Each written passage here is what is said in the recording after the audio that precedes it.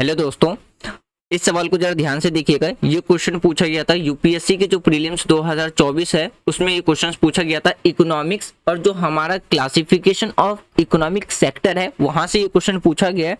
इसमें एक साइड आपके पास इकोनॉमिक एक्टिविटी दे रखा है और दूसरे साइड दे रखा है सेक्टर, और इसमें आपको क्या करना था, करेक्टली पेयर मैच करके बताना था कि कौन सा आंसर इसमें करेक्टली मैच होगा, यानी कि करेक्टली पेयर है। जैसे कि अगर हम पहले की बात करते हैं, जो पहला इकोनॉमिक एक्टिविटी है उसमें कह रहा है स्टोरेज ऑफ एग्रीकल्चर प्रोड्यूस, ये किसके अंदर में आता है, ये आता है सेकेंडरी सेक्टर में। पहला एक्टिविटी में ये कहा गया।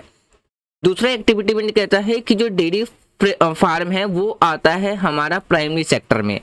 तीसरा कहता है जो हमारा मिनरल एक्सप्लोरेशन है वो आता है हमारा टर्सरी सेक्टर में। और चौथा कहता है कि जो वेविंग क्लॉथ है वो आता है हमारा सेकेंडरी सेक्टर में। अब इसको बताना है कि करेक्टली मैच कौन सा होगा।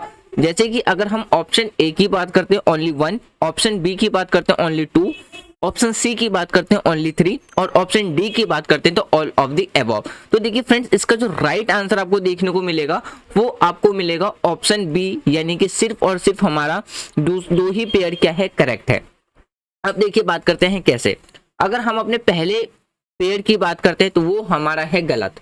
क्यों? क्योंकि अगर हम स्टोरेज ऑफ एग्रीकल्चर प्रोड्यूस की बात करते हैं तो ये हमारा सेकेंडरी सेक्टर में नहीं आता है, जबकि ये हमारा आता है टर्सरी सेक्टर में, जिसे हम सर्विस सेक्टर भी कहते हैं। तो इस वजह से हमारा पहला पेयर तो गलत हो गया। दूसरा देखिए, दूसरा हमारा बिल्कुल ठीक है। जो हमारे डेयरी फार्म है वो आता है हमारा प्राइमरी सेक्टर में।